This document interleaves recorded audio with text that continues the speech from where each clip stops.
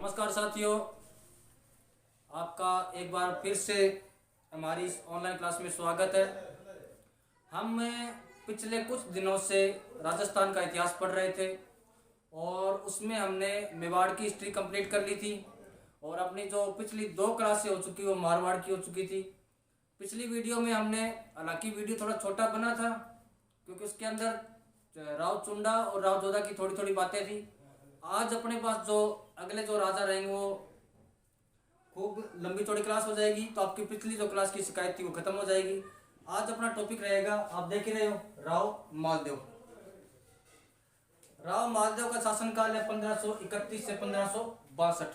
बड़े राजा हैं। अगर बड़े राजा होंगे तो उनके मम्मी पापा का नाम भी याद करना पड़ेगा। तो इनके पिता का नाम था राव गांगा। पिता कौन थे? राव गांगा। इनकी जो माता थी उनका नाम था पद्मा कुमारी। माता कौन थी? पद्मा कुमारी। ये अपने सिरोही के जगमाल देवड़ा की पुत्री थी। जगमाल देवड़ा की पुत्री।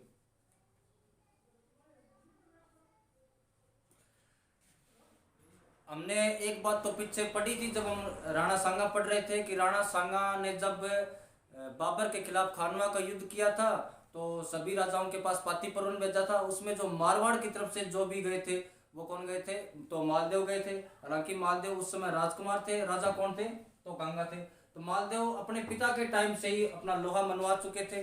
उसी तरह नागौर में उस समय सामंत थे शेखा। कौन थे? शेखा। कहाँ का था ये? नागौर का। इस शेखा के साथ राव गंगा का युद्ध हुआ था। वो युद्ध होता है सेवकी का युद्ध। सेवकी का युद्ध। और इस सेवकी के युद्ध में किस किस के बीच में? गंगा वर्सेस शेखा।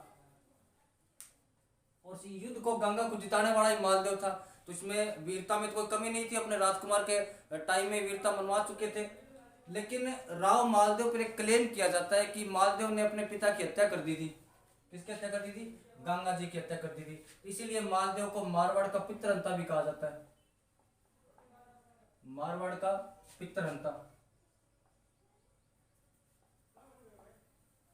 बात ये थी कि राव गंगा अफीम लिया करते थे और एक दिन कहते कि गंगा अफीम लेके मेहरानगढ़ के ऊपर बैठे हुए थे। तो कहते कि उसने मालदेव जाके पैर छूता है। पैर छूने के बाद उसने ऊपर से धक्का दे दिया था। अब मालदेव ये कहता है मैंने जाके पैर छुए थे, और अपने इतिहासकार कहते हैं नहीं भी पैर नहीं छुए, धक्का दिया ऊपर से। तो गंगा जब अफीम लिया करते थे तो इन्होंने अपने ज्यादा साम्राज्य पे ध्यान दिया नहीं। जब गंगा की मृत्यु हुई, मालदेव का जब राज्याभिषेक हुआ तो मालदेव के पास सिर्फ 2 ही ठिकाने थे। एक तो था सोजत और एक आपके जोधपुर। जोधपुर इनकी मेन राजधानी थी। कितने ठिकाने थे या कितने परगने थे? तो 2 ही परगने थे। कौन कौन से थे? एक तो था सोजत, एक कौन सा था? जोधपुर। और मालदेव का तो राज्याभिषेक ही सोजत में हुआ था। राज्याभिषेक भी कहाँ हुआ था? सोजत में हुआ था। लेकिन अब बात यह भी आती है कि अगर मालदेव अपने पिता को मार के राजा बनते तो जनता और सामंत कभी भी ऐसे व्यक्ति को राजा स्वीकार नहीं करती। लेकिन मालदेव ने अब राजा बनने के बाद क्या वीरता दिखाई थी, इसलिए मालदेव को कहा जाता है कि मालदेव ने अपने राजा बनने के बाद 52 युद्ध किए थे और 58 परगने जीत लिए थे। इसलिए मालदेव को 52 युद्धों व 58 परगनों का विजेता कहा जाता है। क्या कहा जाता है? 52 युद्धों और 58 परगनों का विजेता। प्रश्न पूछा हुआ कई बार ये 52 युद्ध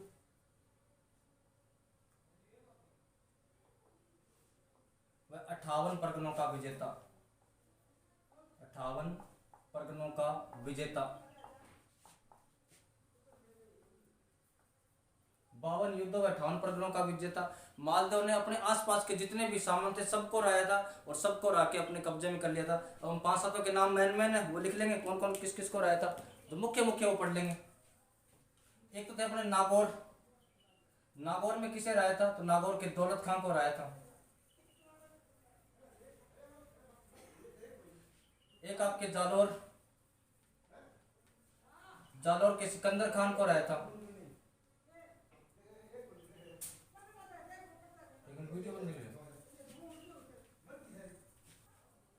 किसको हराया था? तो जालौर के सिकंदर खान को हराता है। एक अपने जगह पड़ती सिवाना, सिवाना के डूंगर सिंह को हराया था। एक अपने जगह पड़ती मेड़ता, मेड़ता के वीरमदेव को हराया था।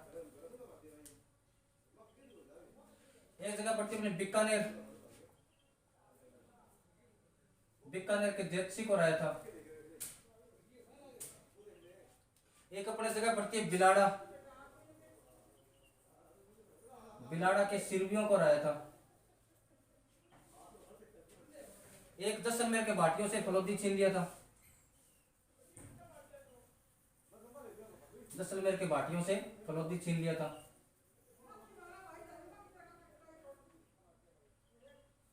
ये मालदेव की मुख्य मुख्य विजय कौन कौन सी? नागौर के दौलत खां को हराया था, जालौर के सिकंदर खां को हराता है, सिवाना के डूंगर सिंह को हराता है, और मेड़ता के वीरमदेव को हरा दिया था, और बीकानेर के जेतसी को हराया था, बिलाड़ा के सिरवियों को हरा दिया था, और बीकानेर जैसलमेर के भाटियों से क्या छीन लिया इसने? फलोदी छीन लिया था। ये इनकी मालदेव की बड़ी बड़ी जीतें रही थी। यही कारण रहा था कि मालदेव ने अपने ही भाई बंधुओं को नाराज कर लिया था यहाँ पर, और ये आगे जाके मालदेव की बहुत बड़ी कमी साबित होगी। जब हम आगे ग्रीष्मेल का युद्ध पढ़ेंगे उस समय की सबसे बड़ी कोई कमजोरी साबित होगी तो क्या होगी? इसने अपने अपने भाई बंधुओं को नाराज कर लिया था, अपने ही भाई बंधुओं से इसने युद्ध करके वो क्षेत्र जीत लिए थे। अब अलग अलग क्षेत्र में मालदेव की क्या क्या अचीवमेंट रही थी, मेवाड़ के साथ क्या संबंध रहे थे, मेड़ता के साथ क्या संबंध रहे थे, बीकानेर के साथ क्या संबंध रहे थे, वो पढ़ लेते हैं अपने। सबसे पहले पढ़ते हैं मेवाड़ के साथ संबंध।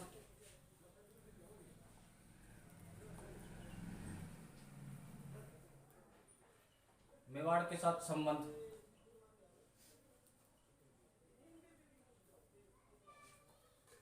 मेवाड़ के साथ संबंधों में तो हमने पहले एक बात कर चुके हैं, किसने खानवा युद्ध में भाग लिया था?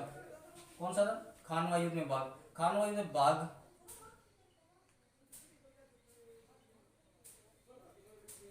खानवा ने भाग क्या लिया था? घायल सांगा को बाहर ही मालदेव लेके आए थे। क्या लेके आए थे? घायल सांगा को बाहर।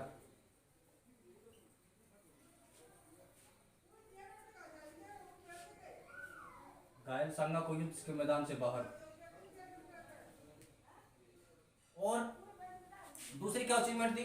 दूसरा हमने पढ़ा जब 1534-35 के अंदर मेवाड़ के राजा थे विक्रमादित्य, उस समय उनकी जो मम्मी थी कर्मावती वो संरक्षण कर रही थी उदय सिंह का, विक्रमादित्य का। उस समय गुजरात का बहादुर शाह आक्रमण करता है, उस बहादुर शाह वाले आक्रमण में भी मालदेव ने किसकी सहायता की थी? विक्रमादित्य की। तो देखो विक्रमादित्य की सहायता, विक्रमादित्य की सहायता किसके खिलाफ? तो बहादुर शाह के खिलाफ। बहादुर शाह के खिलाफ।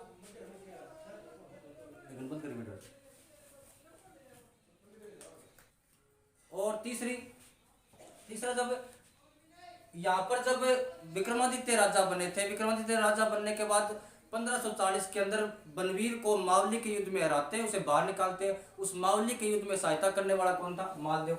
लिख लो, उदय सिंह की मावली युद्ध में सहायता, मावली युद्ध में सहायता। अब और क्या रहा था? और भी मैंने आपको बताया था भी मालदेव की एक जाली रानी थी स्वरूप दे। उस स्वरूप दे की छोटी बहन की शादी किसके साथ होती है? उदय सिंह के साथ होती है। लेकिन मालदेव खुद उससे शादी करना चाहते थे और स्वरूप दे खुद भी नहीं चाहती थी कि उसकी शादी मेरे पति के साथ हो। तो जब उनकी शादी कुंभलगढ़ दुर्ग के अंदर हो रही थी तब स्वरूप दे ने कोई गिफ्ट भेजा था। जब उनको गिफ्ट खोल रहे थे उस गिफ्ट के अंदर थी नागणेची माता की मूर्ति।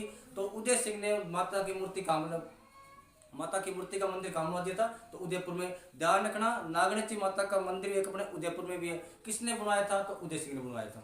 अब और एक हमने पढ़ा 1557 का हरमाड़ा का युद्ध। हरमाड़ा का युद्ध किस के बीच में हुआ था? तो उदय सिंह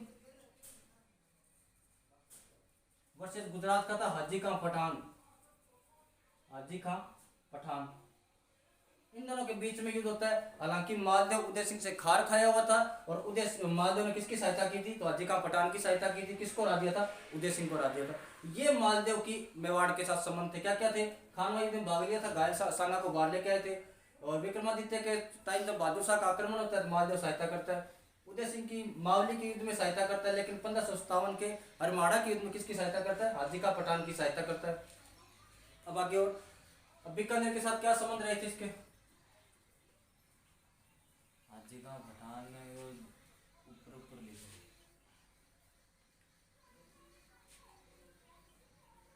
अब देखते हैं बीकानेर के साथ क्या संबंध रहे थे।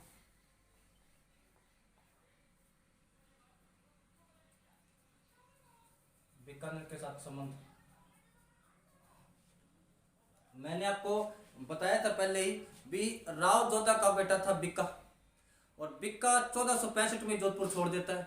जोधपुर छोड़ के उसने एक अलग साम्राज्य की नींव डाली, कौन से, बीकानेर की। तो दोनों आपस में भाई हो गए, मारवाड़ और बीकानेर वाले वैसे ही भाई है। और जिस समय मालदेव आक्रमण करता उस समय यहाँ का राजा था जैत सिंह।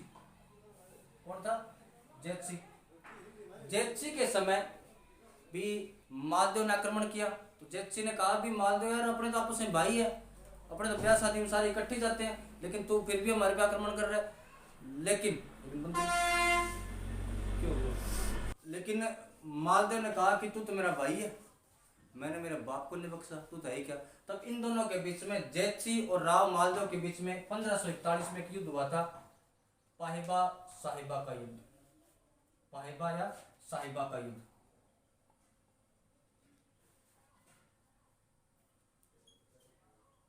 कब हुआ था, तो 1541 में। किस किस के बीच में, जैतसी वर्सेस मालदेव। इसमें जैतसी हारता है। हारता क्या है, जैतसी को जिसने मार दिया था यहाँ पर, इसको मार दिया, जैतसी को मार दिया। और इस समय जो जैतसी का बेटा था कल्याणमल, वो गया हुआ था अपने सिरसा। कहाँ था ये, सिरसा। जब इसको पता चला कि पापा को तो मार दिए, मैं कहाँ जाऊं। अब उस समय भारत में एक बड़ी शक्ति थी शेरशाह सूरी, जो कि दिल्ली पे अपना शासन स्थापित कर रखा था। तो कल्याणमल भाग के चला गया शेरशाह सूरी के पास सहायता के लिए। कल्याणमल कहाँ चला जाता है, शेरशाह सूरी के साथ। शेरशाह, ये मालदेव में कमियां दिखी रही है, क्योंकि उसने, मैंने आपको पहले बताया था, क्योंकि उसने अपने भाइयों को नाराज कर लिया था। तो देख लो बीकानेर वालों के साथ क्या संबंध थे। उस समय जब ये पाइबा साहिबा का युद्ध हो रहा था, उस समय इसका एक सेनापति था कुंपा। सेनापति कौन था इसने, कुंपा। कुंपा का, कुंपा तो यहाँ रहा है बीकानेर का, इसको बना दिया प्रशासक। और इसको जागीर होती थी डीडवाना, और ये ले बीकानेर और ये डीडवाना, तो तुमने आराम से रहे यहाँ पर, मैं जब बुलाऊं तभी आना। ये बीकानेर के साथ संबंध थे। आई बात सुन रहे, अब इससे आगे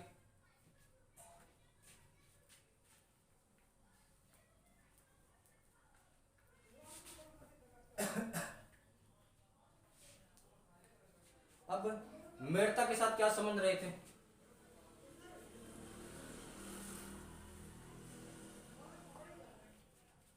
मैंने कल आपको एक डायग्राम बना के दिखाया था। जोधा के दो बेटे थे, बिक्का, दूधा। बिक्का चला गया बीकानेर, दूधा कहाँ गया था, मेड़ता। और दूधा का जो बड़ा बेटा था वो था बिरमदेव। कौन था, बिरमदेव। ये भी राठौड़ है, ये भी मालदेव के भाई बंधु है। लेकिन बिरमदेव और मालदेव के बीच में घाटी था दरियाजो साथी। इस दरियाजो साथी को लेकर झगड़ा था। मालदेव ने इससे बिरमदेव से हाथी मांगा, लेकिन बिरमदेव देने से मना कर दिया। तो मालदेव इस पर क्या करता है, आक्रमण करता है। आक्रमण करने के बाद बिरमदेव यहाँ से भागकर कहां चला गया, अब तो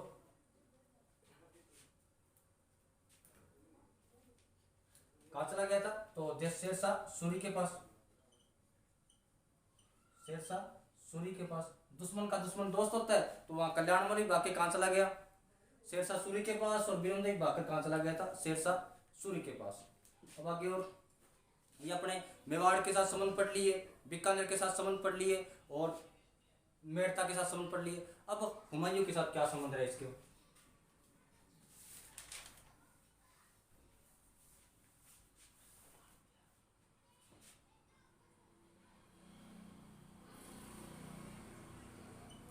हुमायूं के साथ संबंध।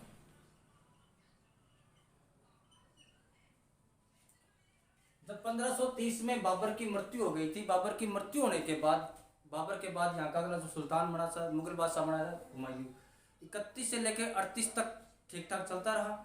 लेकिन 38 के बाद बिहार का एक अफगान राजा था शेरशाह सूरी, शेरशाह सूरी। इसने सोचा दिल मांगे मोर, थोड़ा बड़ा करेंगे, तो इसने दिल्ली पे आक्रमण कर दिया। दिल्ली पे आक्रमण करने के बाद शेरशाह सूरी और हुमायूं के बीच में दो युद्ध होते हैं। एक तो 1539 में चौसा का युद्ध, 1540 बेलग्राम का युद्ध। कौन कौन से होते हैं? चौसा का युद्ध और बेलग्राम का युद्ध। इन दोनों युद्धों के अंदर शेरशाह सूरी हुमायूं को हराता है। हुमायूं यहाँ से भाग गया था और भाग के कहाँ चला गया? ये तो सिंध की तरफ चला गया था। सिंध में एक जगह पड़ती है बक्कर, कहाँ चला गया? बक्कर। तब मालदेव ने हुमायूं के पास मैसेज किया, हुमायूं तू आजा, अपने दोनों मिलके शेरशाह सूरी को लड़ेंगे और मैं तेरे को तेरा राज्य वापस दिला दूंगा। लेकिन उस समय हुमायूं के मन में कहीं ना कहीं ये था कि उसमें ठट्टा के राजा और अपने भाइयों को साथ में लेकर वो गुजरात जीतने के चक्कर में था। लेकिन बाद में उसके भाइयों ने मना कर दिया। अब हुमायूं को मालदेव की याद आई। इसने मालदेव की जब याद आई तो मालदेव से सहायता लेने के लिए चल पड़ा। तो यहाँ पे ये फलोदी के पास आके बैठ गया। कहाँ के बैठ गया? फलोदी। फलोदी के पास जगह पड़ती जोगी तीर्थ। इस जोगी तीर्थ नामक स्थान पर आके बैठ गया। जोगी तीर्थ स्थान पर आने के बाद इसने अपने दूत भेजे, 3 दूत भेजता है। एक तो था मीर समंद, याद रखना भी इनको, कर्म भी याद रखना इनका। मीर समंद, रायमल सोनी और अतका खां। किन किन को भेजा? तीनों दूत आते हैं, 1 2 3। पहला कौन था? मीर समंद, रायमल सोनी, अतका खां। क्योंकि हमारे दिमाग में यह रहता है कि जब अकबर ने समझौता बयान में 4 भेजे थे, हम उन्हीं के नाम याद रखते हैं। लेकिन यहाँ पर हुमायूं ने भी 3 भेज रखे। कौन कौन से भेजे? मीर समंद, रायमल सोनी और अतका खां। ये तीनों आए मालदेव के पास। मालदेव का की बात बताई तो मालदेव ने उनका खूब अच्छे सत्कार किया। तो ये मालदेव ने कहा कि तुम तो जाके हुमायूं कह देना कि अभी थोड़ा टाइम सही नहीं अपना, तुम तो एक बार जाके बीकानेर जाके रुक जाओ। बीकानेर में मेरा सेनापति है कुंपा, उसको मैं लेटर लिख दूंगा, तुम वहां जाके कुछ दिन रहो, जब सही टाइम आएगा तो हम शेरशाह सूरी पे आक्रमण कर देंगे। और जाते टाइम कुछ ड्राई फ्रूट भी दिए, सूखे मेवे दिए, बोले हुमायूं खिला देना, कमजोर हो गया, इधर तो घूमता रहता सारा दिन। अब ये गए, जाकर इन्होंने हुमायूं से बात बताई कि भी मालदेव ने ऐसा ऐसा कहा है, बीकानेर रुकने के लिए कहा है। तो हमारे साथ अच्छा व्यवहार किया, मालदेव बेचारा अच्छा आदमी है। लेकिन इन्होंने कहा कि जब हम वहां पर बातचीत कर रहे थे तो वहां पर एक दूत और आया हुआ था। तब हुमायूं ने पूछा वो किसका दूत था? कि वो शेरशाह सूरी का दूत था। कि उसके साथ क्या बातचीत हुई? कि वो तो हमें नहीं पता, उसके साथ अलग रूप में बात की गई थी, हमारे साथ अलग रूप में बात की गई थी। हुमायूं यूं बड़ा पढ़ाकू आदमी था, पढ़ता रहता था पूरे दिन। इस कहते हैं कि इस हुमायूं की मृत्यु लाइब्रेरी से गिर के हुई थी, लुढ़कता हुआ गिरा था और वहीं से इसकी मृत्यु हुई थी। इसलिए हुमायूं के बारे में कहा जाता है कि जिंदगी भर लड़खड़ाता रहा था, अंत में लड़खड़ा के मर गया था ये। अब जब ये हुमायूं का एक पुस्तकालय अध्यक्ष लाइब्रेरी था मुल्ला सुर्ख, मुल्ला सुर्ख। इससे पूछा कि मुल्ला जी आपको क्या लगता है कि मालदेव हमारे साथ डबल गेम खेल रहा है, शेरशाह सूरी के साथ डबल गेम खेल रहा है? डबल गेम तो खेल रहा है किसी न किसी के साथ वो। मुल्ला ने कहा कि हमारे साथ खेल रहा है। कि वो कैसे? कि मैंने इस आदमी की हिस्ट्री चेक की है, इसने अपने बाप को नहीं बख्शा, अपने सगे संबंधियों को नहीं बख्शा, अपने भाइयों को नहीं बख्शा, तो लगता ही क्या है। अब हुमायूं का अब क्या करे? अब तो अपने चप्पल लो हाथ में और निकलो यहाँ से। तो हुमायूं यहाँ से निकल गया था। हुमायूं यहाँ से भागकर वापिस कहाँ चला गया? सिंध। वापिस कहाँ चला गया? सिंध। अगर यहाँ पर मालदेव और हुमायूं की दोनों की थोड़ी डिप्लोमेसी का अभाव दिखाई देता है कि जब आप एक दूत के माध्यम से बात करते हो तो बात अलग अलग पहुंचती है, लेकिन जब आप आमने सामने बैठ के बातचीत करते हो तो बात थोड़ी बनती है। यहाँ पर यह होता मालदेव अगर खुद जाकर हुमायूं से बात करता तो बात अलग थी, दोनों मिलकर शेरशाह सूरी पे आक्रमण करते तो मालदेव पूरे उत्तर भारत का राजा बन सकता था। लेकिन उन्होंने ऐसा नहीं किया। ऐसा होता तो इतिहास इस तो शब्द के नाम से कभी भी परिचित नहीं है। ऐसा होता तो, ऐसे कर लेते तो, लेकिन ऐसा नहीं हुआ। तो दोनों की जो गलतफहमियों की वजह से दोनों क्या हो गए थे, अलग। अब ये हुमायूं के साथ संबंध थे इसके। अब आगे बढ़ते हैं, शेरशाह के साथ क्या रहे थे संबंध इसके।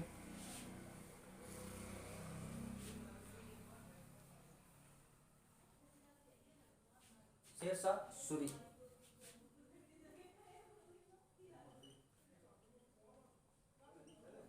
इसके साथ तो युद्ध होना है, इसके साथ तो फाइनल युद्ध होना है। तो ये युद्ध के कारण कुछ देख लेते हैं भी। एक तो ये हम लिख ही लेते हैं कि दोनों राजाओं की साम्राज्यवादी नीतियां थी,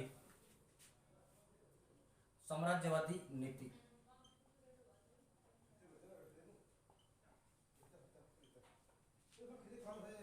दूसरा ये था कि मालदेव ने दिल्ली सल्तनत के कुछ गांवों पे कब्जा कर लिया था। तो मालदेव का जो रियासत थी वो कहीं ना कहीं दिल्ली के टच कर रही थी। तो ये भी माल उसके लिए, शेरशाह सूरी के लिए खतरा बनता जा रहा था। मालदेव का जो शासन है, मालदेव का राज्य,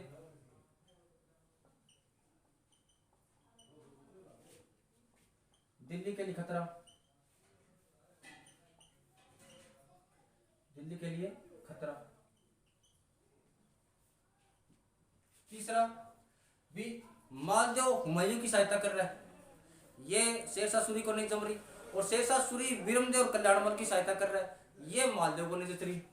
तो मालदेव किसकी सहायता करता है, मालदेव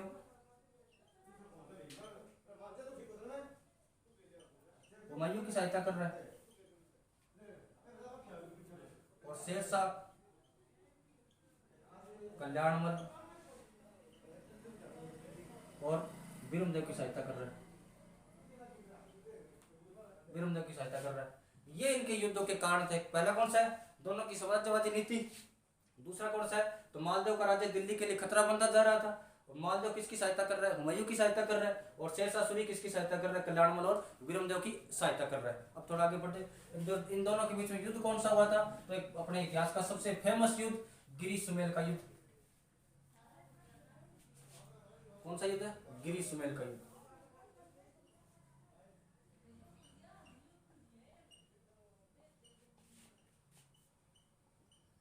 कब हुआ था, तो 5 जनवरी 1544। ये गिरी सुमेल की पहाड़ियों के पास जगह पड़ती है। इसको हम, ये जेतारण के आसपास जाके जगह पड़ती है, तो हम इसको एक नाम और दे देते हैं, जेतारण का युद्ध। पाली में जगह है जेतारण, जेतारण का युद्ध। हुआ ये कि इस युद्ध से पहले कुंपा को जो मालदेव प्रशासक बना के आया था बीकानेर का, कुंपा वहां से आ जाता है। तो मालदेव ने कुंपा से पूछा, कुंपा तू वापस कैसे आ गया। तब कुंपा ने कहा कि मेरे राज्य पे खतरा हो रहा है, दुश्मन आक्रमण करने जा रहा है, इसलिए मैंने सोचा कि मैं जाके लड़ूंगा। तो मालदेव ने कहा कि शाबाश शाबाश मेरे चीते, ये होते बहादुर वीर सैनिक। और उधर जब ये बात चली रही थी युद्ध कहाँ करना है, तो अपना इसका एक और सैनिक था, जेता। सैनिक कौन था इसका, सेनापति कौन था, जेता। जेता ने कहा कि जब लड़ ही रहे तो अपने राज्य से बाहर निकल के थोड़ा लड़ेंगे। कहाँ लड़ेंगे, तो वो जेतारण में लड़ते हैं, क्योंकि जेतारण वाली जो जगह जेता के नाम पर है, और यहाँ पर हम अच्छी भोजन की, हथियारों की अच्छी व्यवस्था कर देंगे, इसलिए इसका गिरी सुमेल का युद्ध हो रहा है। अब इधर एक तरफ तो मालदेव की सेना बैठी है, एक तरफ कौन बैठा है, शेरशाह सूरी, शेरशाह सूरी। मालदेव के मुख्य सेनापति कौन है, तो जेता और कुंपा।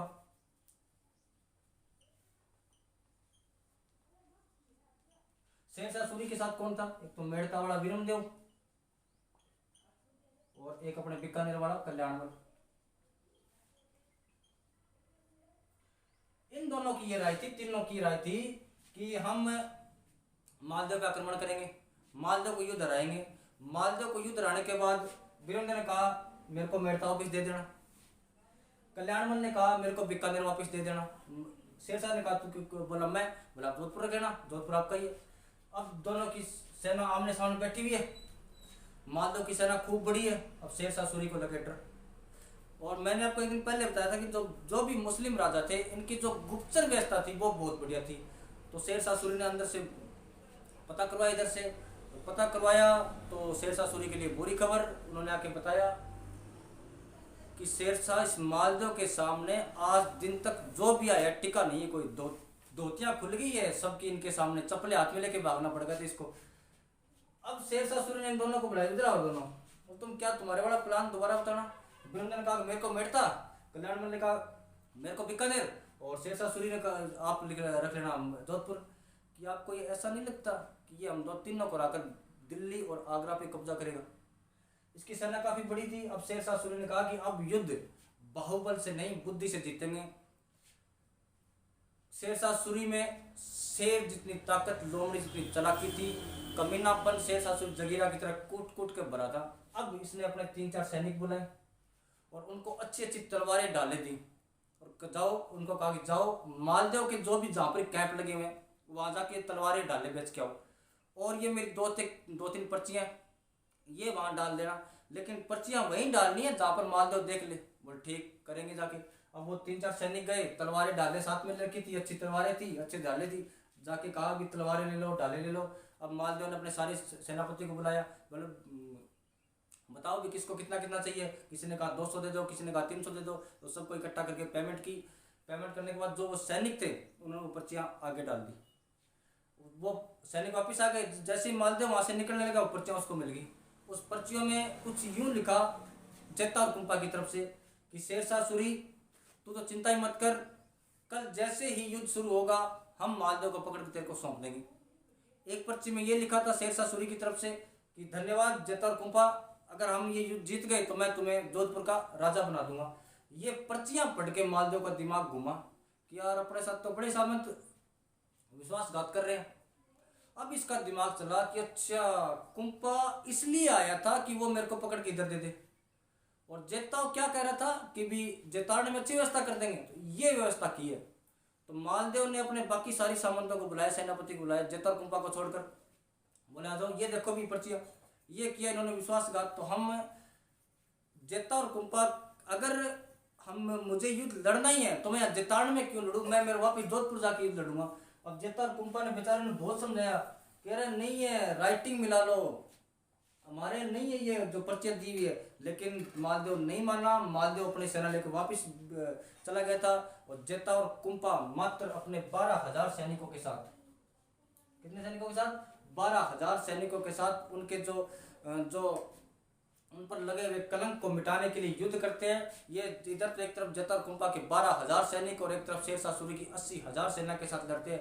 क्या लड़े होंगे ये योद्धा कि इन्होंने एक बार तो युद्ध करीबन जीत लिया था, लेकिन मुसलमान राजाओं की एक और व्यवस्था थी, ये एक रिजर्व टुकड़ी रखते थे साइड में,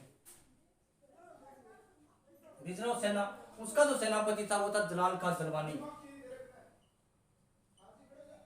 जलाल खां जलवानी। अगाड़ना रही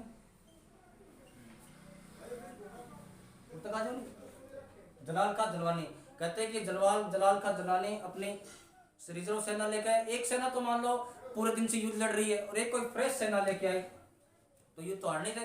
लेकिन जेता और कुंपा अपने उस कलंक को मिटाने के लिए, देश के लिए न्यौछावर हो गए थे। जब युद्ध समाप्त हुआ तब शेरशाह सूरी अपना माथा पकड़ के बैठ गया था। बोला ये तो हम युद्ध जीत गए, अगर हार जाते तो। तब उसके मुंह से एक ही बात निकली थी कि मैं मुट्ठी भर बाजरे के लिए हिंदुस्तान की बादशाह खो देता। कि आज हम ये युद्ध जीते हैं तो हमें मिला क्या, जोधपुर जहां पर ढंग से बाजरा भी नहीं होता। अगर युद्ध हार जाते तो मुझे दिल्ली और आगरा भी छीनना पड़ता। ये स्टेटमेंट कई बार पूछा गया है, लिख लेना इसको ध्यान से, कि मैं मुट्ठी भर बाजरे के लिए हिंदुस्तान की बादशाह खो देता।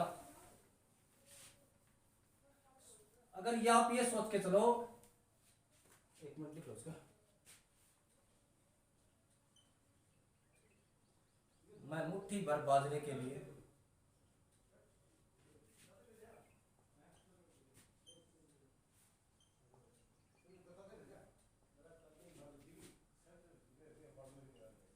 हिंदुस्तान की बादशाह खो देता, बादशाहत खो देता।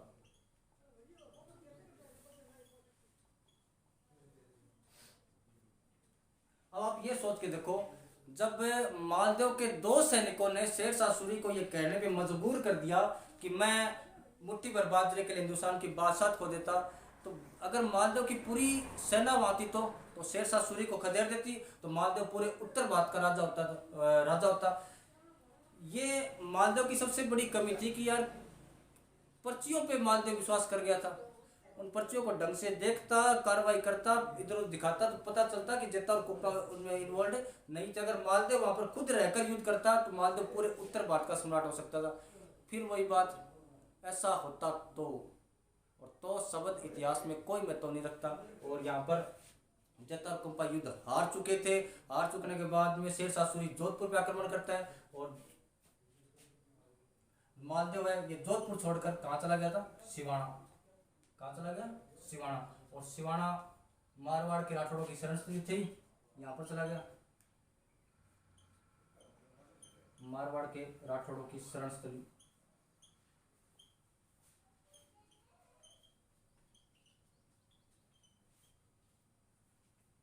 यहाँ चला गया था। और यहाँ पर जाने के बाद जब शेरशाह सूरी ने जोधपुर पे आक्रमण कर लिया तो अपना प्रशासन छोड़ दिया। यहाँ पर जोधपुर का जो प्रशासक वो नियुक्त किया गया खवास खां को।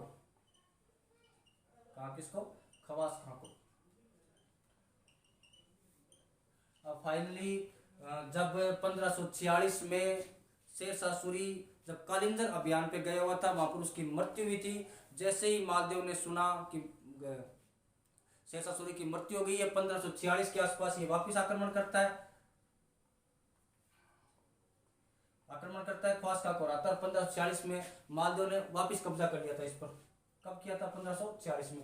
एक बात और याद रखना, जब 1544 के इस युद्ध के अंदर, गिरी सुमेल युद्ध के अंदर शेरशाह सूरी जीत कर वापिस जा रहा था ना, तो वो मेवाड़ होकर निकला था। और मेवाड़ में उस समय राणा जी थे उदय सिंह जी। कहते उदय सिंह ने सोचा कि अभी भी युद्ध किया पार पड़ेगी नहीं शेरशाह सूरी के साथ। और इसमें उदय सिंह ने एक बार शेरशाह सूरी के साथ क्या कर ली थी? संधि कर ली थी। एक बार की थी। कई इतिहासकार ये कहते हैं भी किले की चाबियां सौंप दी थी, वो कर दिया, कुछ नहीं, एक बार संधि की थी और शेरशाह सूरी को वहां से आराम से जाने दिया था। ये मालदेव की राजनीतिक उपलब्धियां रही थी सारी की सारी। अब इसके बाद में मालदेव की सांस्कृतिक उपलब्धियां पढ़ लेते हैं।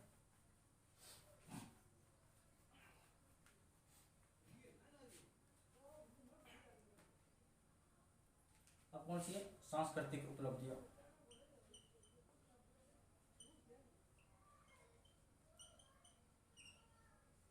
इसने कुछ किले बनवाए थे भी। एक तो अपने जगह पड़ती है रिया, नागौर में किला बनवाया था। एक सोजत में किला बनवाया था, सोजत पाली में। एक पोखरण में किला बनवाया था इसने। कहाँ बनाया था? रिया में किला बनाया था, सोजत में बनाया था, एक मेड़ता में बनाया था इसने।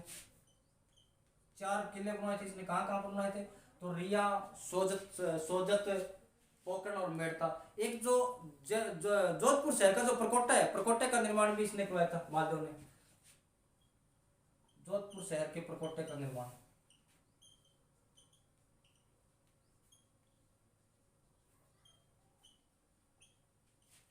प्रकोटे का निर्माण जोधपुर शहर के प्रकोटे का निर्माण भी किसने करवाया था? तो मालदेव ने। ये मालदेव की मोटी मोटी सांस्कृतिक उपलब्धियां। अब इसके बाद में एक कहानी और आती है मालदेव के, जिसे हम बोलते हैं रूठी रानी की कहानी। उसके बारे में थोड़ा पढ़ लेते हैं। कौन थी रूठी रानी? कौन थी? उमादेव। कौन थी? उमादेव। जब मालदेव अपने आसपास के क्षेत्र पे आक्रमण कर रहा था तब इसने जैसलमेर भी आक्रमण किया था और जैसलमेर से कर वगैरह लेकर आ गया था। अब जब जैसलमेर के बाकियों ने सोचा कि मालदेव आक्रमण करके कर ले गया, क्या पता दोबारा कर दे, दोबारा कर देगा। अब की बार अपने पास इतना धन भी नहीं बचा कि मालदेव को देंगे क्या, तो इसका परमानेंट इलाज कर देते हैं। उस समय उमादेव जो कि वहां के शासक थे लूणकरण भाटी, लूणकरण भाटी उनकी पुत्री थी। ये सुंदर भी थी, विवाह योग्य भी हो रखी थी और जैसलमेर वाले इनके लिए योग्य वर भी देख रहे थे। तो उन्होंने सोचा भी मालदेव से बड़ा योग्य वर कौन हो सकता है। तो इन्होंने मालदेव के पास विवाह का प्रस्ताव भेजा तो मालदेव ने मना नहीं किया, बोले मैं सुंदर राजकुमारी शादी करने के लिए तैयार हूँ। अब मालदेव की शादी किसके साथ हो रही है? उमादेव के साथ हो रही है। और जब मालदेव इतना बड़ा राजा है तो बराती बड़ी आएगी और बारात जब बाहर ठहराई गई तो आज पूरे जश्न में बात फैल गई कि उम्मा दे की जो बारात है खूब बढ़िया है, तो लोग देखने के लिए गए। और जब महिलाएं बारात का डेरा देखने जाती है, उसमें गीत गाती है जल्ला गीत। कौन सा गीत है? जल्ला गीत। कब गाया जाता है? बारात का डेरा देखते समय, देखते समय।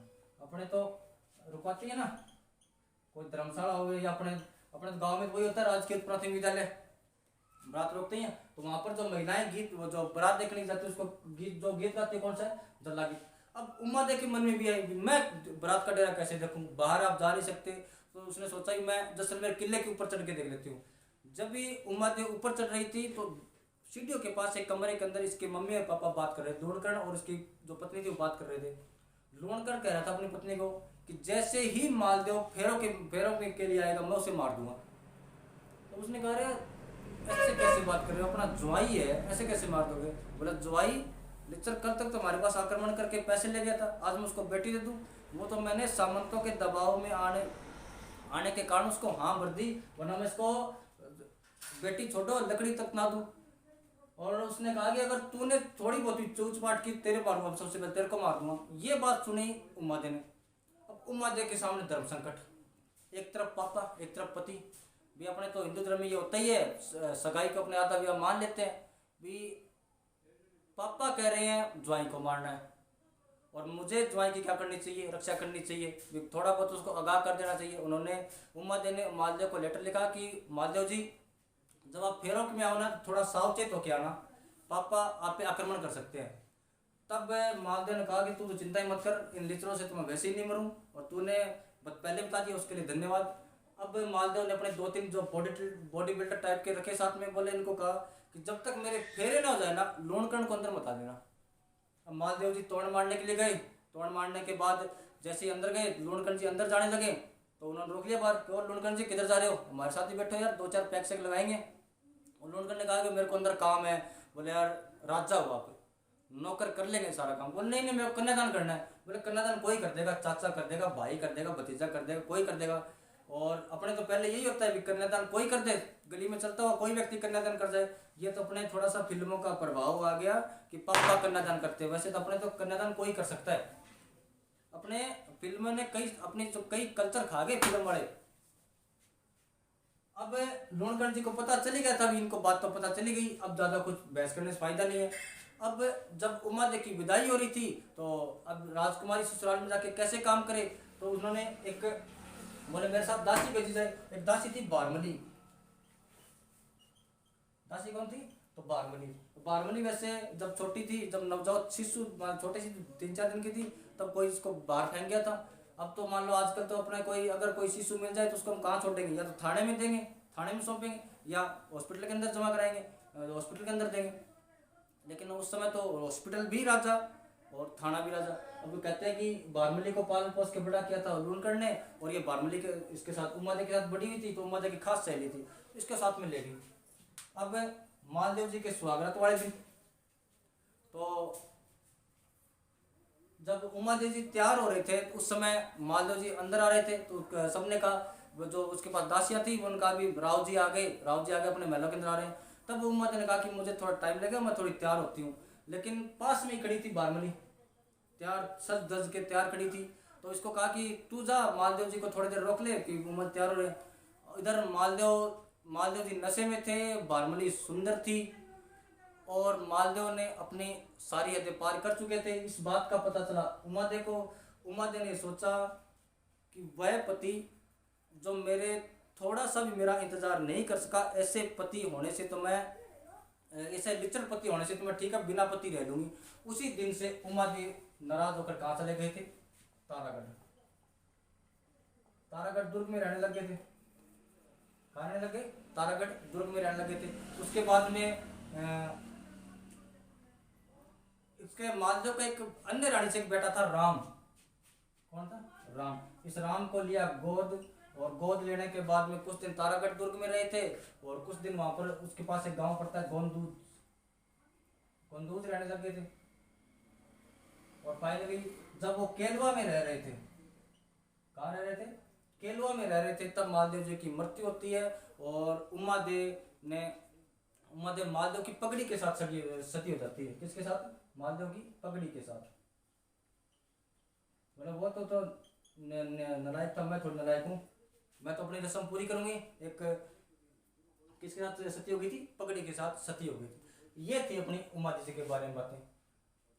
एक दिन कहानी ये भी आगे कि एक दिन मालदेव ने कहा कि उमा देव वापिस लेके आओ, मैं अपनी गलतियां मानने के लिए तैयार हूँ। तब इसके एक दरबार में विद्वान थे ईश्वरदास जी। दरबारी विद्वान कौन थे? ईश्वरदास जी।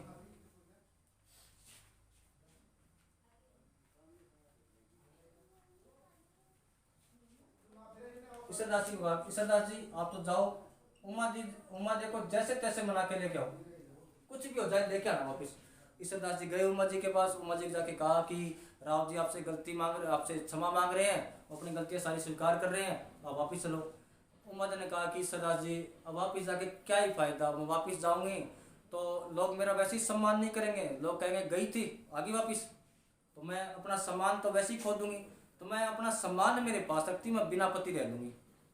ईश्वरदास ने कहा कि आपको पूरा सम्मान दिया जाएगा, आपको पटानी बनाया जाएगा, मैं आपसे वचन देता हूँ, आपका प्रॉमिस करता हूँ। तब कहते हैं कि उमा जी वापिस आ रहे थे।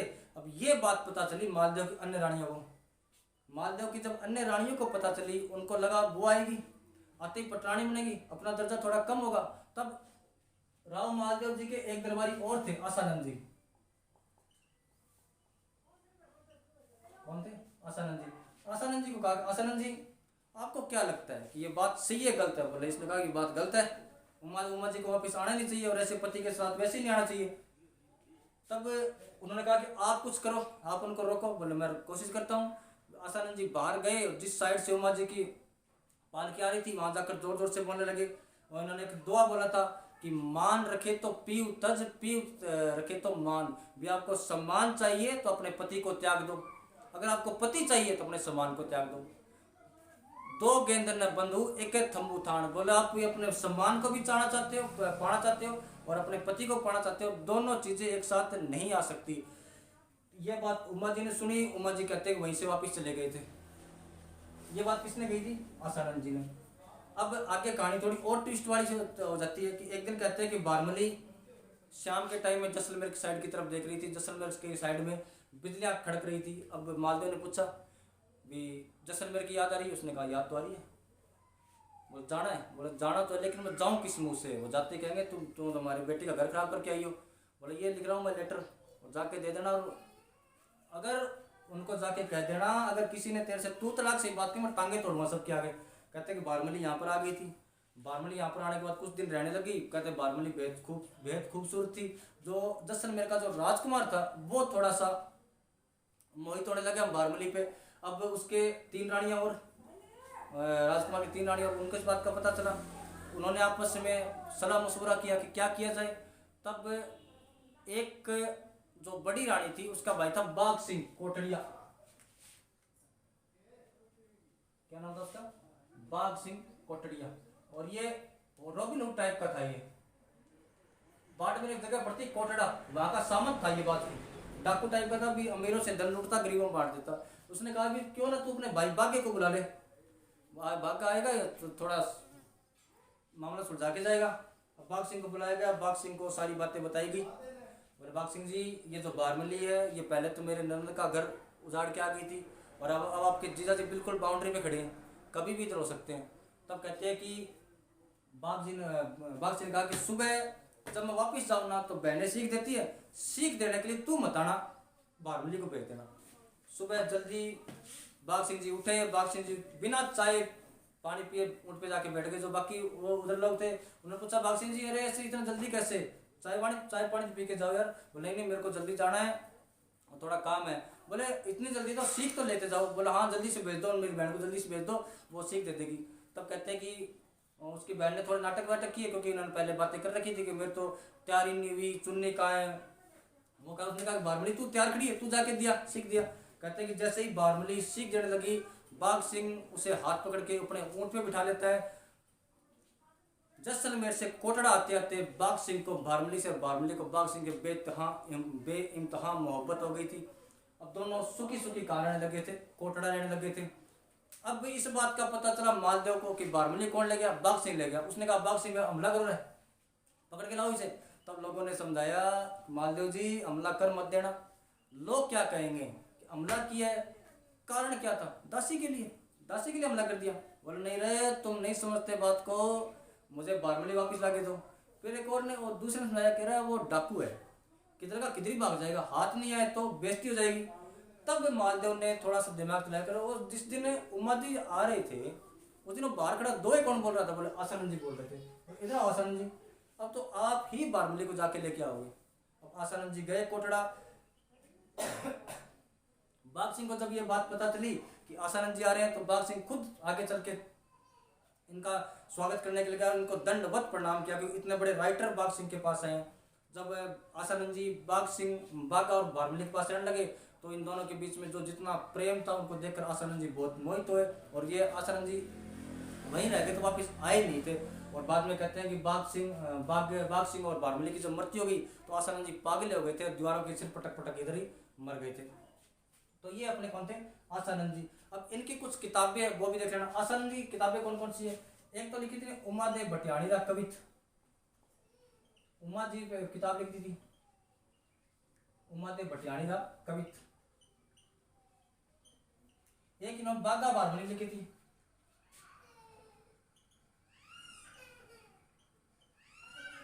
बाघा बारमली रा दोहा, बाघा बारमली रा दूहा। एक लेकिन गोगा जी अपने जो लोक देवता उन पे किताबें लिखी थी, गोगा जी रिपेड़ी, गोगा जी रिपेड़ी। कौन कौन सी किताबें हैं आसानंद जी की, ध्यान से देखना। उमा देव भटियाणी का कवित, बाघा बारमली का दूहा, और एक कौन सी, गोगा जी पेड़ी। एक अपने ईश्वरदास जी, इनकी कुछ किताबें हैं। एक इनकी किताब है हाला जादारी कुंडलियां, हाला जादारी कुंडलियां, दिखना नहीं, हाला जादारी कुंडलियां। एक इनकी किताब है देवयान, एक इनकी किताब है हरिरस। कौन कौन सी है, एक तो हरिरस, एक देवयान, और एक कौन सी आपके हाला जादारी कुंडलियां। ये 3 किताबें सरदार जी की। तो ये थे अपने मालदेव जी। आज शायद वीडियो थोड़ी लंबी हो गई थी, बातें ज़्यादा थी, और मुख्य राजा थे अपने मालदेव जी मारवाड़ के। तो मैं आशा करता हूँ कि आप वीडियो को ढंग से देखेंगे, ढंग से नोट्स बनाएंगे, ढंग से पढ़ेंगे, और चैनल को सब्सक्राइब कर लेना, लाइक करना, शेयर करना, और कंटेंट आपको बहुत बढ़िया मिल ही रहा है। धन्यवाद, अगली वीडियो में फिर मिलेंगे।